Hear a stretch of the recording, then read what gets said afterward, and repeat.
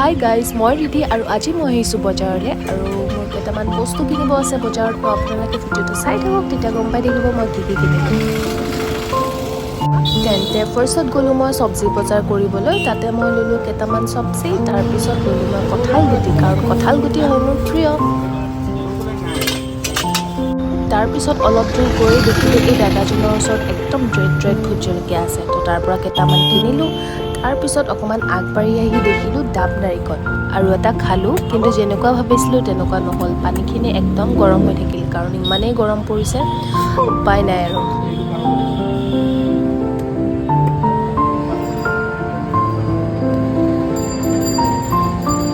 তাৰপিছত পানীখিনি খাই মই দাদাক ক'লোঁ ডাব নাৰিকলটো কাটি দিবলৈ, কাৰণ মই তাৰ মালাইখিনিও বহুত ভাল পাওঁ। তাৰপিছত মই কিনিবলৈ গ'লোঁ লোকেল চিকেন, কাৰণ আজি ছানডে হয়, তো ছানডে মই বনাম লোকেল চিকেন। দেন মই ল'লোঁ ক'ল্ড ড্ৰিংক আৰু আহি পালোঁ ঘৰ।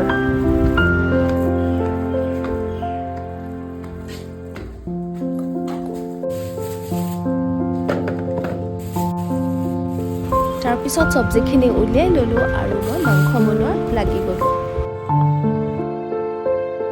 তেন্তে ফাৰ্ষ্টত মাংসখিনি মই ভালকৈ ধুই ল'লোঁ আৰু নিমখ, হালধি আৰু ৰেড চিলি দি লৈ মাংসখিনি মেৰিনেট কৰি থৈ দিলোঁ। তাৰপিছত মই আদা, নহৰু, পিঁয়াজ, জলকীয়া, বিলাহী গোটেইখিনি কাটি ল'লোঁ। তাৰপিছত মই কোমোৰাটোও কাটি ল'লোঁ, কাৰণ মই আজি কোমোৰা দি বনাম লোকেল চিকেন। কোনে কোনে ভাল পায় বাৰু এনেদৰে খাবলৈ।